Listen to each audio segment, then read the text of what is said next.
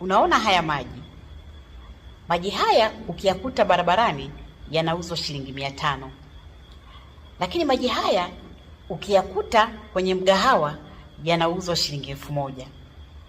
Maji haya ukienda kwenye hoteli ya nyota 3 yanauzwa shilingi 2000. Lakini maji haya ukiingia hoteli ya nyota 5 ama airport utakuta yanauzwa shilingi 5000. Je, yamebadilika? Hapana. Ubora umebadilika? Hapana. Maji ni yale yale, lakini mazingira ni tofauti. Mahali ulipo panaweza kuamua thamani yako. Usikubali kuvunjika moyo eti kwa sababu watu hawathamini ndoto zako. Watu hawathamini kipaji chako, hawathamini maono yako, hawathamini uongozi wako.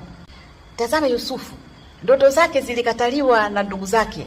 Alipokuwa kwa baba yake wakakataa, wakasema haiwezekani. Lakini ule uzoefu alioanza kuupata kule wa kuota ndoto na kutafsiri ndoto na kujua maana yake ndio uliompa kibali kule Misri alikofika, mpaka akachaguliwa kuwa waziri mkuu kwa sababu ya uwezo ule wa kutafsiri ndoto. Hakuibuka tu, alikuwa tayari ana uzoefu wa ndoto.